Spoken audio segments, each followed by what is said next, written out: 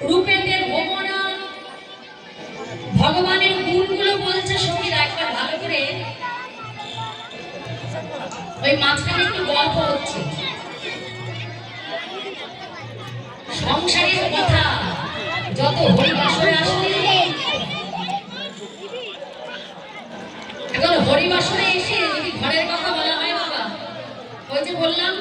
পাপ ছাড়াতে এসে পাপ ঘরে নিয়ে যায় এখন জামাই গেছে শ্বশুর বাড়িতে বুঝলে জামাইকে একটু মানে একটু ক্যাবলা টাইপের একটু কম বোঝে বোঝে কম এখন জামাই শ্বশুর বাড়িতে গেছে বউকে আনতে বউ বাবার বাড়িতে গেছে বউকে আনতে যাচ্ছে এখন ওই ছেলের মা ছেলেকে বলছে দেখ বাবা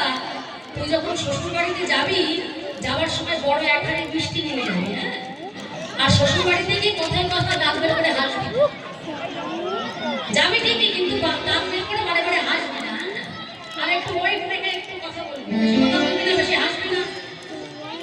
মা তো শিখিয়ে পড়িয়ে দিয়েছে কিন্তু ক্যাবলা ছেলের মাথায় তো কিছুই নাই তাহলে ছেলে কি করেছে তোমাদের এই মামুদপুর বাজার থেকে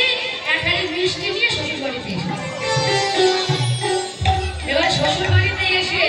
শাশুড়ির পায়ে প্রণাম করে বলছে মা কেমন আছে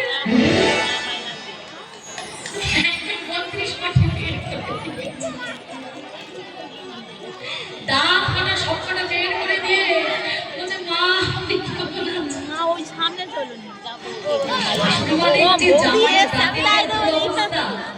এখন এই আত্মীয় স্বজন যদি জামাইয়ের এই দাঁত দেখে তাহলে আমার মা শেষ বলতে কি জামাইয়ের সঙ্গে লোকরা জামাইয়ের সাথে বিয়ে দিয়েছি নিজের দাঁত তাদের পরিষ্কার করে রাখতে পারে না এখন শাশুড়ি তো খুব চালাক শাশুড়ি কি করেছে বলেছে কি খুব মিষ্টি আখ পাওয়া যায় ওই বাজারে গিয়ে খুব মিষ্টি আখ পাওয়া যায় তুমি একটু আখ মানুষ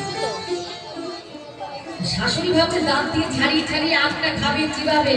দাঁতের ময়লাটা কিছু হলেও কমে আসে এইটা আমার কিছু হলেও কমবে